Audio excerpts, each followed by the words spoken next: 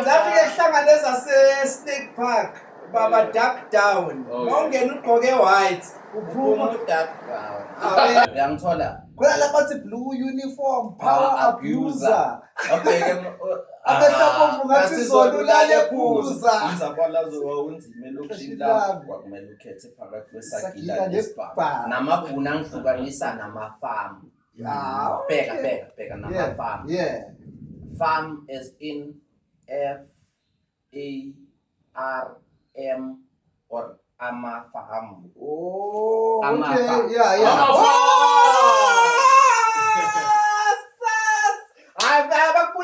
Bakubulele kanti bakubulele. Hayi bakubulele. Phezulu kwamadlala. Wakamadla is big. Yeah. Penny. Yeah. Are you Penny? Who's Penny? Oh, he's a Penny. Yeah, it was better than Yes, scared. Yeah, which year?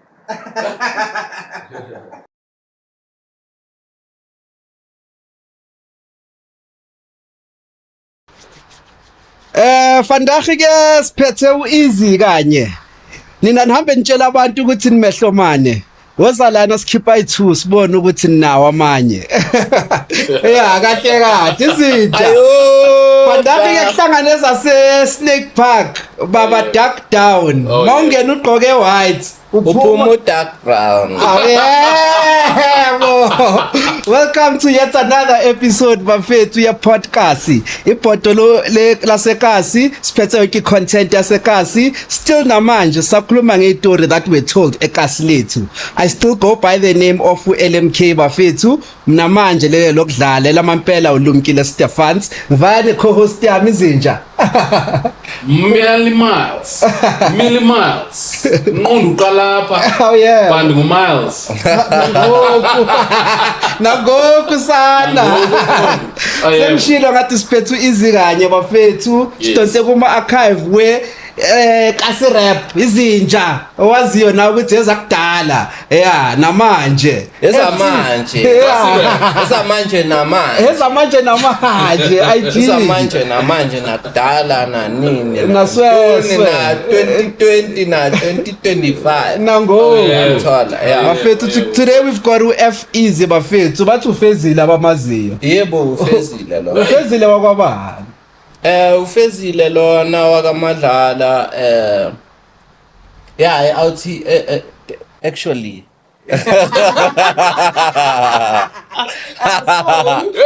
sakhuluma isilungu sase actually wena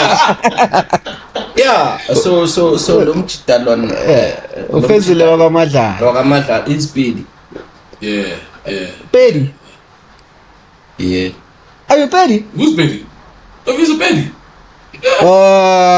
Ungawukazi washanela leli one lespeed akawutha no but I am Penny. Is it? Yeah.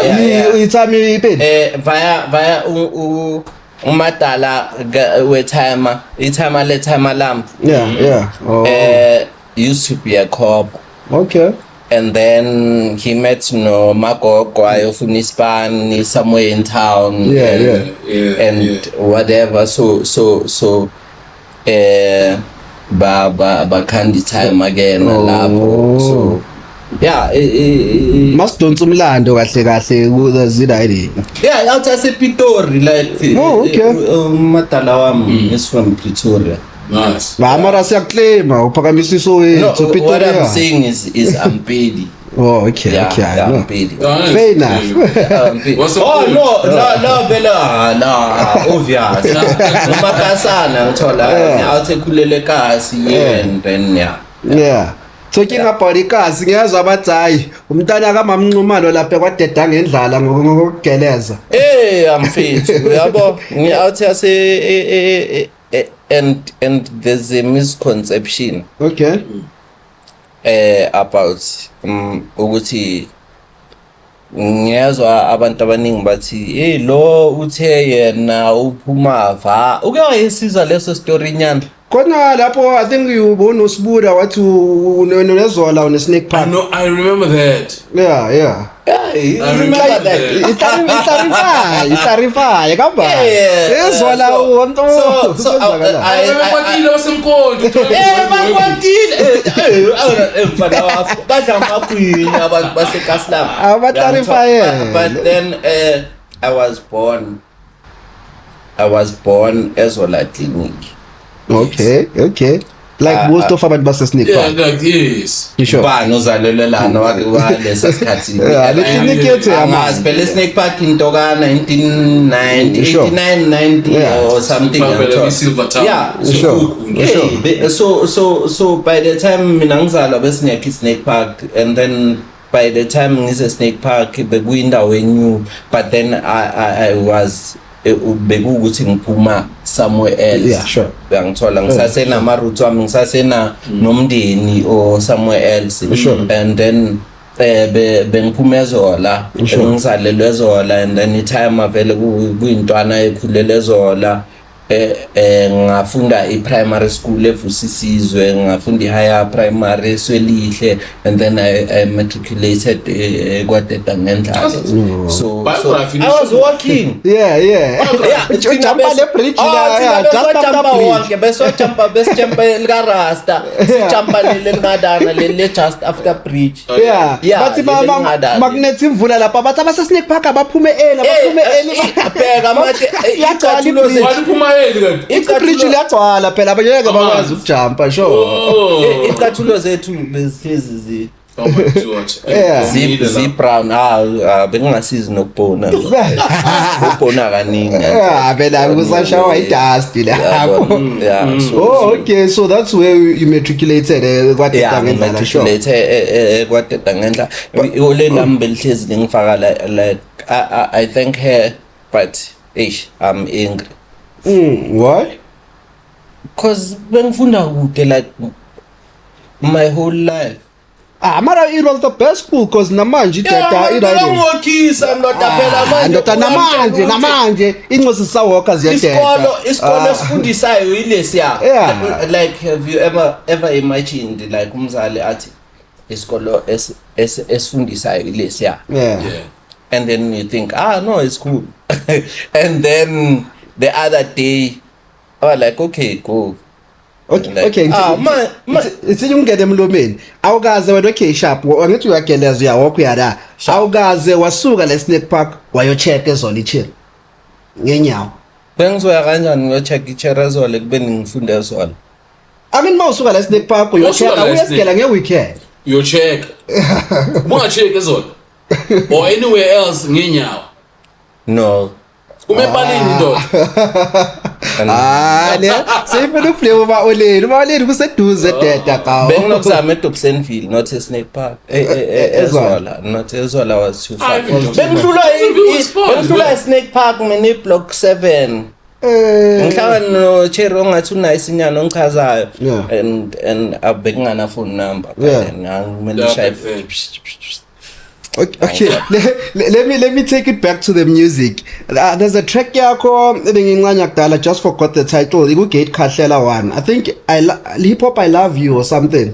Uringa ngothando lwakho for hip hop. Yebo. Uringa the way bo walk uya kuma hip hop session, kuma battle raps nan. Yeah. So was that walk worth it? Yeah, it was better than Ugescared. Uyakuchira. Tell me about that song ngoba phela there I think uringa ubhale love letter to hip hop and into ama struggles odlule kuwo uzama ukupursue writing. I've managed to go through a lot. Abantu angeke baziba understand like i-level ekuthi ngihambile nabantu engihlangana nabo along the way mangilibele ngiphusha lento ye music and stuff. But what I can say for now, it's fine. Nangithi later on but what I can say is ngihambe indlela and siwokile for hip hop, si struggle for hip hop, and actually bekunomjida I'm sure abanye bayamazi banomjida bathi uMother F wase-Snake Park. Alright. So lo mjida lona uye umjida ongifake kwi-rap kahle mina mangingena kwi-rap ngene it was 31 December 2004. Oh, okay. A memory sharp. Yeah. You know that 31 December 2004. 2005. Of course, I was just after Elon preaching course UJ. Oh, okay. Okay. So I decide again from lapho ukuthi ayazini uthi ngizame lento ye hip hop man. Ngibona Shooting ngama namajita wekhwaya sewayangkhenya nani because we have to always follow this guys uncle khona uncle beka samba naye athenga amabhodlela nani and whatever, but then we would have to go and follow uchero wakhe. Because uchero wakhe bekalahleka njalo ma kunale maziwa. So thina sicina manje singama security ukuthi sigada uncle imedi yakhe sihamba soyifuna yabo. So up until ke ngiba like okay I'm enough no uncle namagents, and then ngajoina la majita we hip hop la bewafaka amabhuku amakhulu. This guy had a distinction. Okay. He was brilliant, like ngomqondo nje nangokubhala, like his verses were too. Even now I consider them, unfortunately he died. Addiction and stuff. He loved like being Drug addiction. Yeah, he had that drug addiction. Overdose, was over and died. But then journey yonke hip hop, and I've lost a lot of other like siblings. I don't even take them as peers because niphila to the point whereby you even share izinto ezi basic ezingithola like wazi ukuthi lo muntu lona lo muntu lo yapayiziseka from la buya khona emuva. Actually it's hip hop or nothing. Yeah, but so the hip hop was about that about ukuthi okay ngiphuma kude nalento le.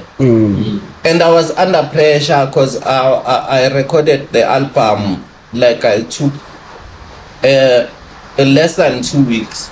Less than 2 weeks for Get Kahlela? Yeah, to create Get Kahlela, I took like less than 2 weeks. How many tracks are there? That's why I feel like Get Kahlela, like people think Get Kahlela is like the best and whatever. It had like 15. Yeah, good 13 to 15 tracks. Yeah. So when easy na cause manje mawuthi uqale ukurapper ngoDecember 31st zango 2005.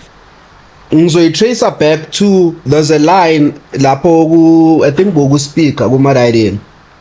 Mawuqala iverse lakho uthi inspiration uPro. uPro Kid released the first album yakhe ngo-2005. Was that part of the reason why you started rapping? Yeah, bro. Tell us. Yeah. Actually, I listened to uPro. Angithi like listen to lezi yenzakale ngenye indlela ne. uPro released his album, and obviously I got to like listen to the album. I didn't know what's a punchline. I didn't know hip hop. But ngiyazwa man bekuqinisa ikhana ngathi manje ushaya freeze sa easy sa ngithola yini lento lena entekulomtshela lona yo ngithola like yo qinisa and manje ifreeze balance qinisa ikhanda ngithola so I was fascinated by the whole freeze, and then I was like, yo, yazini. Hi man. So I saw la machita lawa agcoka njengabo lona ngithola. Yeah. Mara bezlanzo at that time lezo. I didn't care. Well, I can't maybe maybe sizlanzo lezo. Yeah. I didn't care, and what I'm are we allowed to say that word? kuse South Africa kuse arimo states mo. Arabo States, you know. Yeah. You see that? Arimo Yeah. states. Yeah, so I didn't really care about perspective abanye abantu towards whatever I was doing at that time. I was like, yazini yazini ngiyayenza mina Yeah. lento lena, and Sure. then ngaqala ngava nalamachita lawa, and then mangihamba nalamachita lawa, the guy was brilliant as bengisho. Yeah, sure. Like uphume nama distinction amaningi. So ubaba ke hook up applyela ne army, and the army took him. Yeah. Shooting angithi December 2005. And 5, sure. I said I want to rap. Yeah. Ngiyi-31. Oh. Man ngithi ngifuna ukurapper, same day ngithi ngifuna ukurapper mina, my uncle comes uzovakasha, like it's a What was pure uncle? visit. Uncle uSipho Sithole. Yeah. Ngithola usayine uPro Kid. Sure. Uyangithola uZulu boy. Yeah. And then nami ngila manje sengumrapper, so ngitshela uuncle ngithi uncle hayi man yazini man mina ngiya-rapper mina I'm the best. Yeah. I'm the best. Sure. Uncle athi kima usho wena uyarapper wena ngithi ngiyarapper mina uncle. Uncle athi akuna stress yazini mo rapper hamba uye kuma hip hop sessions. Yeah. Uyasho ukuthi wena ungarapper ukudlula umfana wami uPro. Yeah. I'm like, yes. Ngamshaya. Angamshaya uncle. Yeah. Ngamuyisa uncle. Yeah. Athi hayi okay mangabe usho kanjalo hamba uye kuma hip hop session. Yeah. Amaslaface. In mind probably better set up for if Fail. Yeah. Ukuthi vayo bumper then ubona. ubuye and then uzozikhuphula ukuthi ufuna ukwenzani enye. Sure. I go there namajita ngoJanuary 2006. First week of the month kune hip hop session Graveside. I go to Graveside. Vala tops. Yeah. All right. Oh mangifika lapha na vele siyigroup vele kunenja yami sishayene linye demo da. Khona inja yami ethukana kabi kule demo la. Which one? Ivessel qala lizwe liyophela. Shoot manje yazini. Yeah. From Likala lize liyophela like kwaMampela le mjita lo yathukana. Yeah, uyangithola. Like ngendlela unga understand like kwaMampela uyathukana like uyathuka ngathi bowukhona. Actually ngathi bowukhona. Yeah. Umjita lo. Mina yothwasa lo. Siba. Yeah, but kwaMampela like umjita thukane laphayana, and then obviously mase performa lento lena abantu abayizwisisi kahle. Hey.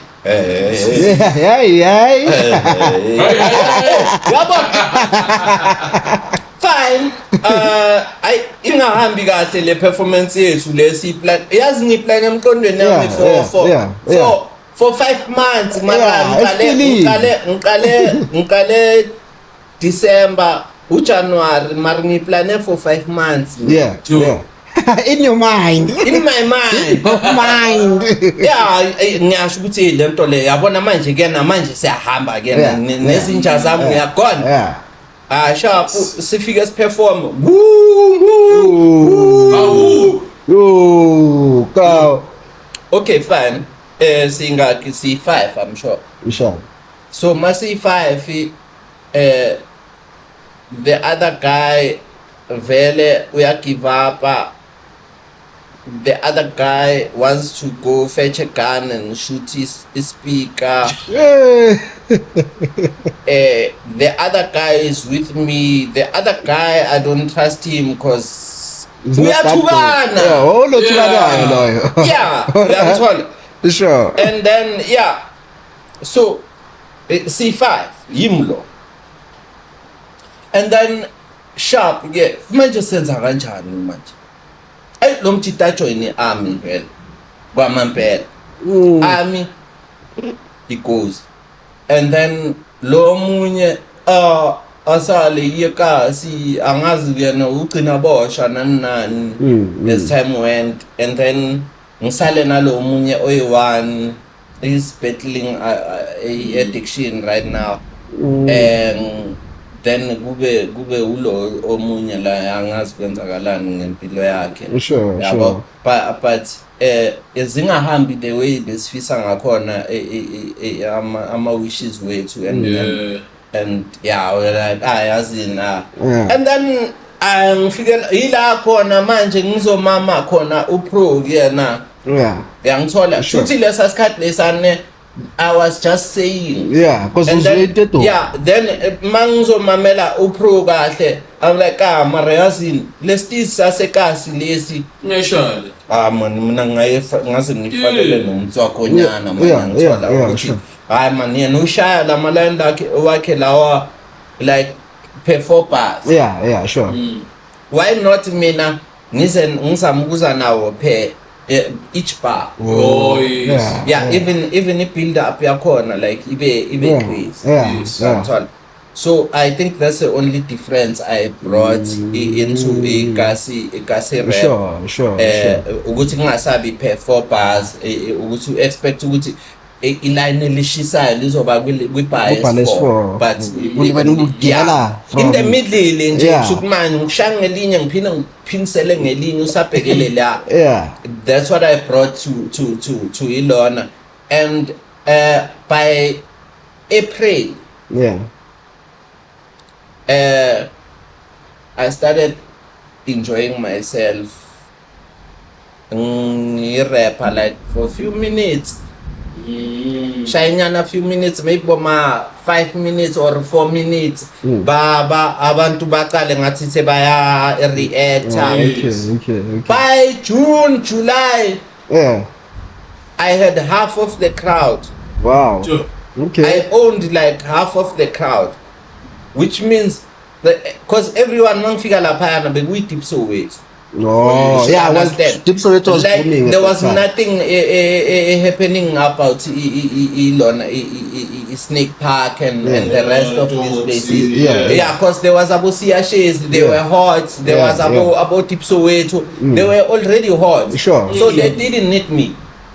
The entire session didn't need F-Easy, and they didn't know of F-Easy. So they were seeing these guys from a West and whatever. So we used to scream like West! Because good idea. On your lines like ngakacavu ukuthi vele ubrama like us, you'd say ngiphume West Rand, mara Soweto boy. Yabo? So it was very important for you to say that. Exactly. Because we were trying to sideline ourselves before we set whatever. We were not trying to follow. Besingazamkulandela amajita into ukuthi sibhayisikele sokuthi lento bayenza kanje nathi sizoyenza the way bayenza ngakhona but besisideline ngamabomu so that sizokhona ukuseta like into yethu ibe. And I think for that mindset it wasn't my mindset.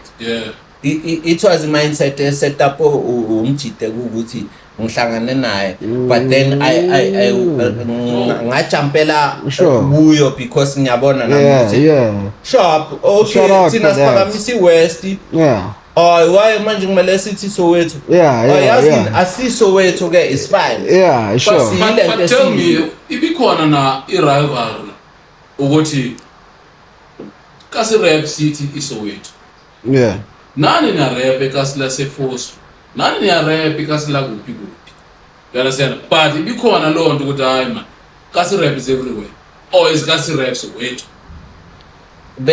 bekhona i-rivalry even amongst Soweto Soweto because of the end of the day i-contact sport Ilona idlala ngezandla asiyaza kule ngizile twana so bekhona i-rivalry yokuthi siphuma siphuma la siphuma khona mara kusala sirepresent esirepresentayo Yeah. and thina soyiphakamisa ngendlela yethu and safika sayiplanta lento le ebantwini and within 2 months 3 months yaqala vele yabonisa outcome whereby I used to record to perform before Deep Soweto. No. If it Yes. Deep Soweto, Yeah. maybe if you perform before Yaham, they perform before me, and I still close the show, and it's nice. It And doesn't still feel kill it. like Yeah, it doesn't yeah, feel. yeah. Ekalen be Deep Soweto maybe no bulali show. Abantu they would leave. Yeah.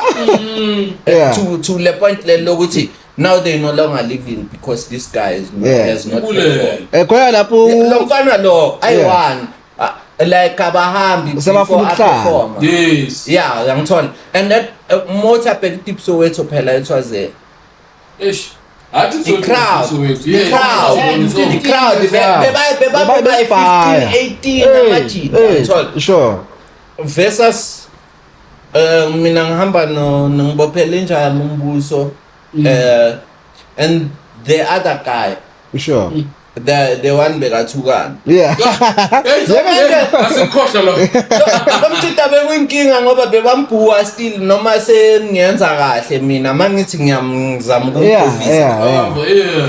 bambhuwe still but love was there. So when I easy riding, shout out to ama-gents lawa gaye courage lawo yeku nawo kuqala ku first hip hop session yakho. Shout out to them because Shout out. yeah, without them RIP to Mother F actually. I hear. I wouldn't be rapper Kahle kahle. or Without. whatever Yeah. without that guy. yeah, cause bagaye track ukuthi siyaya da ka first hip hop show yethu siyaya da ngenkani yakuthola. Yeah. So from that first hip hop session bazokubhuwa abanye umuntu ufuna ukudubula ispeaker omunye ufuna ukwenzani. So when wa build up waloku uncenga when was the gig lapho uthola ukuthi manje i crowd ngathi sengine half the crowd. Yeah, sengine riding. Yes. I don't know, it didn't take too long. Oboma good 6 months. 3 months. 3 months. 3 months. Mfethu From- mina by 3 months I was lit at Graveside. 4 months, 5 months I was lit at Splash Jam. Ngahlangana no Zulu Boy. I performed the next month yakhona 7th month I'm sure ngaperform eSlagesi and then 8 9 ngaperforma elona eBaseline. Okay. Oh, So yeah. Edgar's music. Yeah. Edgar's music series, so it didn't take me too long to. So riding eslagesi. Now you've got your name written now ukuthi F izuke wayibulala la. Yeah. Shout out because I know pro ukhona usiyasheza ukhona you must be there now akwazi. It's crazy. I saw superstars. Yeah. Ba some performer after mina babalahlela ngefull break. Yeah. Known.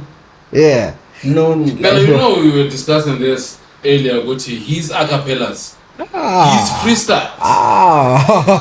But the first one I heard yeku Gate Khahlela uyibiza ngeacapella vele. Yeah. Yo ngizokufundisa imaths ngesizulu iscience ngesishangane into ezinakaze zihlangane. So I will it was crazy yabo. Yikho ngisho ukuthi like bengibathwalisa inkinga like ababhaya especially kuma hip hop session even abantu like abazi kushuthi bona balethwa ama record companies to come and to hip hop lovers. They are hip hop artists. Yeah. They are bringing them to this platform ukuthi bazo promote music to hip hop lovers. But then there's a problem because manje mabafika lapha bahlangana nalo mfana lona and lo mfana lo uyahlupha like too much uhlupha ngalendlela leyo literally like yeah like siyaphoswa. yeah like kwamambela like Istina. And also that creative beef Nice. amongst artists ayakwata. Yeah, bayakwata. I'm lucky ukuthi in my journey I haven't come across maybe umuntu ongizama. I'm guessing ukuthi it's because bayazi ukuthi ngibuya kweliphi igazi. Yeah, sure. Nice. Ngoba lifaka. Yeah. Lufaka. Sineke. Bayazi nabo. Manje wena uyavato. Abatshela ukuthi nota uyabo snipper ngada. Yeah, ngada. La kunentuthu khona mina ngathi awubona sometimes. Ngada yabo bo cross bridge wela ngada. Yabo bayazi nabo kumele baze elona graveside maybe some other time. Sure. Me I used to cross. There was a time where there was a fight. Yeah. It was between DP Villas and Deep Soweto, and there were guns. There were and we were working. Everyone was running. Shubi. Chuti abantu baskathara like esigangini like bayabaleka like babalekela to any direction. Uyabona mawubaleka ngeke ukhethe like a specific direction. Uyabaleka nje anywhere. Yeah, ngithola ufuna ukuba far away from danger. Yeah. Bekune situation ekanjalo. Ngihamba nomunye macala yena lo macala lo Thulana. Hey. Sibe. Kwala ntwana samba kancane. Samba kancane. Dok samba kancane. Kushuthi manje thina samba like step. Baby steps. Labantu laba kuyenzakalani? Niyabaleka.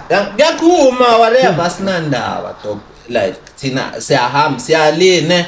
We are moving away mara ipace yethu. It's not the usual scared. Sure. Ile ukuthina siyahamba kahle thina siyali ngithola so I guess ukuthi umuntu ublessed. I wouldn't say ukuthi it's because of my boza or anything. Yeah, sure. Yeah. So mfana you mentioned ukuthi iyankeli la kumamela labona ukuthi ya rapper, and I've heard we interview babu Sipho Sithole yasho ukuthi awumshana wami easy, so we ankeli vele lakho straight udayini. Yeah. So udayini, is that how vele maso ubuya so ubambe leyo crowd half wabamba crowd full wabamba baseline uyabona ukuthi lentwana yami ya rapper kahle athi ngisondeze eduze because ngibonile ngithe mangifika by the time ngifika Splash Jam Zulu Boy was performing and whatever. So I get there, I'm like, hey, ngiyazi ukuthi wena usayine kwi-Lona Frontman, kwi Native Rhythms, hayi man mina ngumshana ka Ankila ngithola and what not. So ngumshayeli vesinyana ngithola.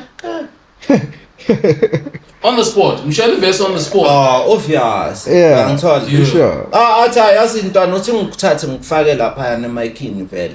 Ukuthi vele mangifika lapha eSplash Jam, sekudala ngifike eSplash Jam. Futhi ngibe obvious la ngiyabulala this. Hayi konje eSplash Jam besiva? Orlando West, sure, yeah. So ngiyafika njalo lapha yana banokunginikeza ichance mara ama seconds like banginikeza boma 30 seconds or 2 minutes nyana ngithola ukuthi ushaye something, so people listen to you mara abakuza. Sure amele first punchline. Yeah, now wanginikeza that opportunity ukuthi azintwana shaya ntwana ngithola angalahlela vele. Ayinabantu baye. So wena easy masiloko sibhizi sibuza abantu bayasho ukuthi they feel ukuthi you've killed Idayini. Wena uthi you don't feel ukuthi you killed ungivalele evenini. Why is that? No, Zulu Boy, I think he's a genius writer. Yeah, like, we all agree. We so mina I'm a good storyteller. But I think at that time I wasn't like we same level. Yeah. Okay. I was. Was that your first track in the artist established? Yeah. So I wasn't like I don't think it would. Ash, okay. Yazi la number la I would rap it word for word, but sengikhohliwe ne. Okay. Yeah, but I don't know ukuthi can you help me? Okay, let's say line lakho lithini waka Zulu da. Yena uthi ngithule ngathi angiboni lezi inhlonzi ngiphendula inyonzi ngibophela igoni ngibe ngishizile kwejuni bangenza uXayile ongenabhoni kodwa Sergeant Maloni ngiyashe limhlophe singihlukanisa namaponi ungenza umoni okhishwe idemoni izayoni like you know when mara keeper idemoni amazayon like yeah they hit you and there's a line I skipped. Okay you can start afresh uyisha yonke okay okhishwe idemoni izayoni abangiboni awuna mahloni izo ngizokhuluma ungasangikhuza khiqiza iqiniso ngumaphuza ungensuku izatshwala ngizobahluza like you know utshwala bakwenza inkombothi utshwala yeah like yes punches on yangithola khona lapha athi blue uniform power abuser abheke amehlabomvu ngathi izolulale phuza ngizabala zowaunzima elokushini la kwakumele ukhethe phakathi kwesagila nesibhamu namabhuna angihlukanisa namafarm bheka namafarm farm as in FARM or amafarm okay yeah hayi bakubulele kanti bakubulele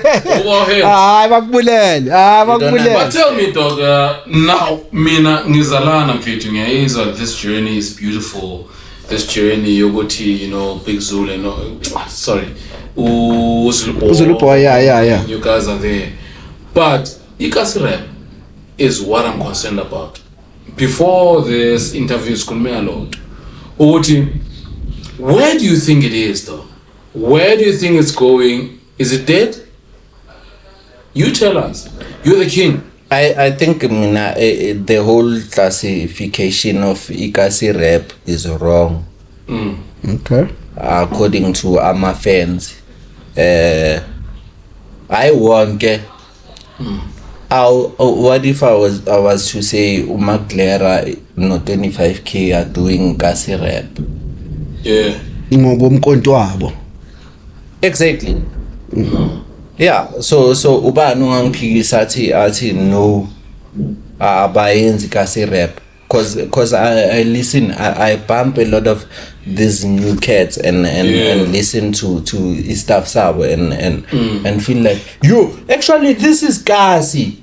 Yeah, 25k uyangithola ulahlela like stuff sasekasi lakhe like sase you get to understand ipheli ukuthi sure indawo enjani as much as when I do music about Snake Park people get to understand so mina into engayi understand ukuthi Ikasi Rap is it ama-beat ka someone ama-beat ka speaker or ama-beat ka bani or Ikasi Rap is pure rap yasekasi ekuthi iyenza abantu bafile ngale ndlela so if the flow was to switch but the message is the same you know does it make it ukuthi kungasabi Ikasi Rap or does it remain Ikasi Rap also amakasi abhaya sure so omunye ufu rapper like uMaglera Dope uphume Ikasi laseFlexstone. Okay. Is that Ikasi Rap? It's still Ikasi Rap. So I think let's distinguish between these three. Underground rap, Ikasi Rap, the mainstream. Zit different ngobudala bazo or ispaza sure. Kusho ukuthi is ispaza not Ikasi Rap? Does them calling it ispaza not make it Ikasi Rap anymore? All right.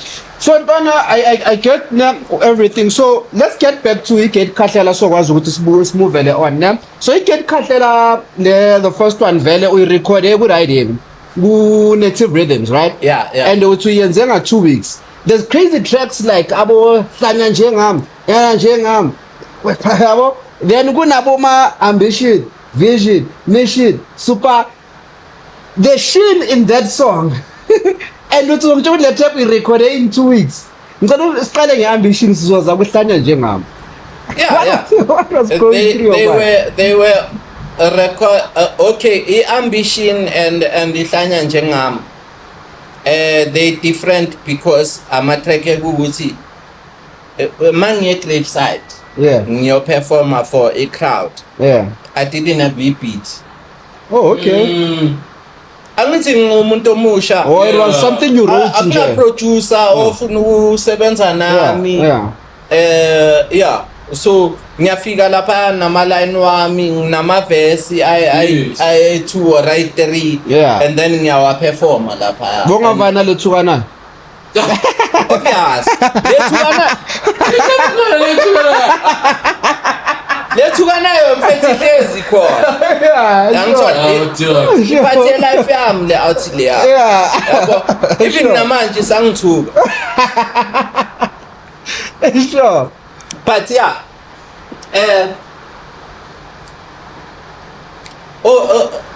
Overall I would say ukuthi une impact naye still empilweni yami. Yeah, sure. Angithola.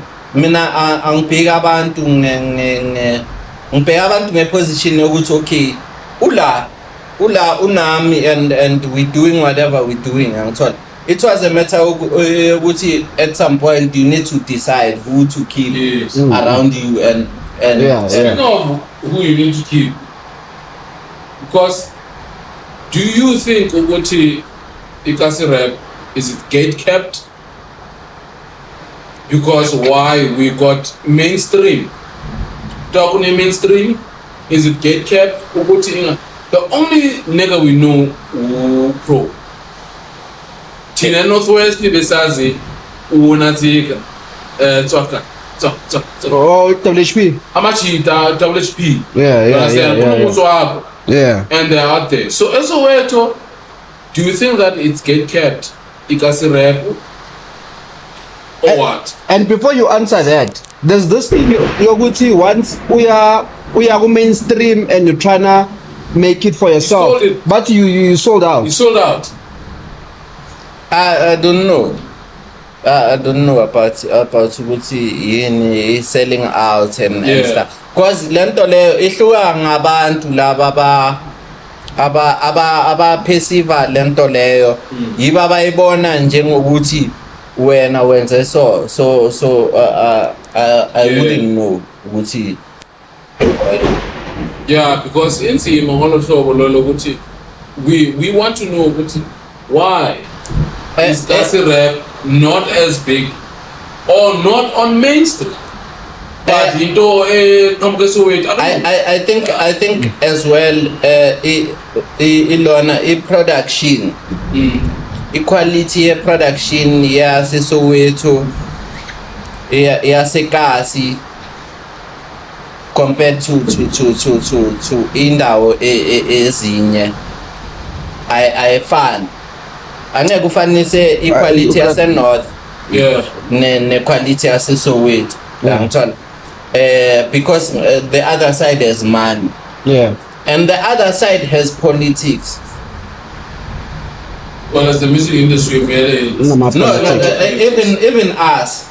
I think the more people lack facilities and isn't also when it's the more political.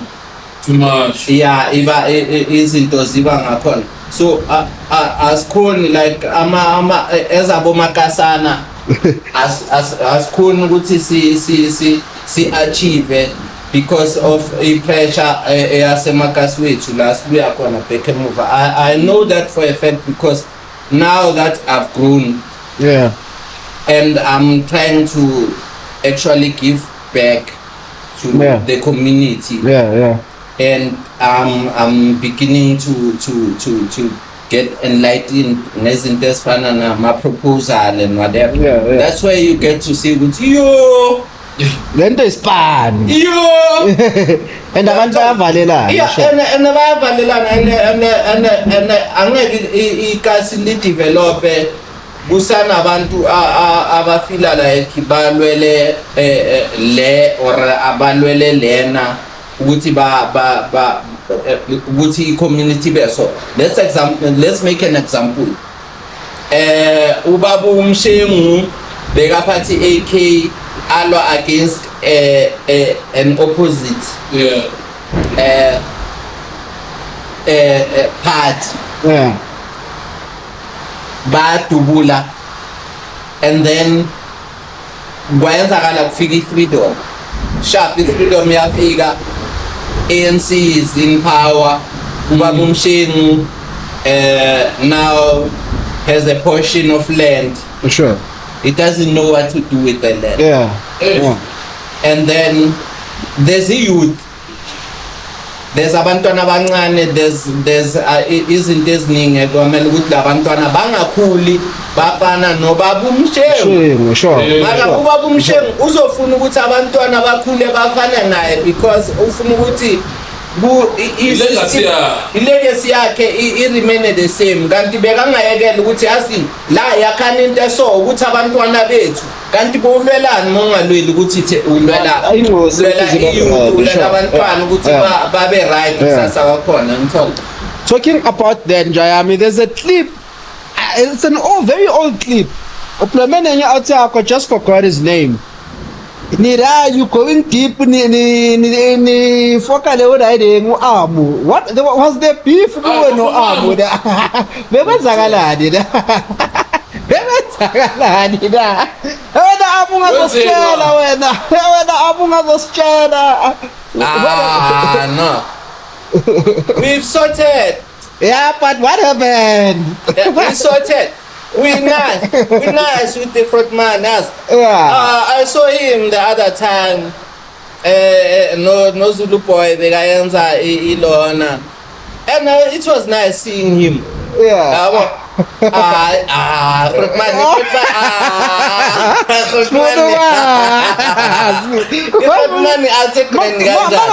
Crosser. It's fine to say hi. Man, I was crosser back then, but we cool now. Right. Yeah. No, what I was standing for at the time was that you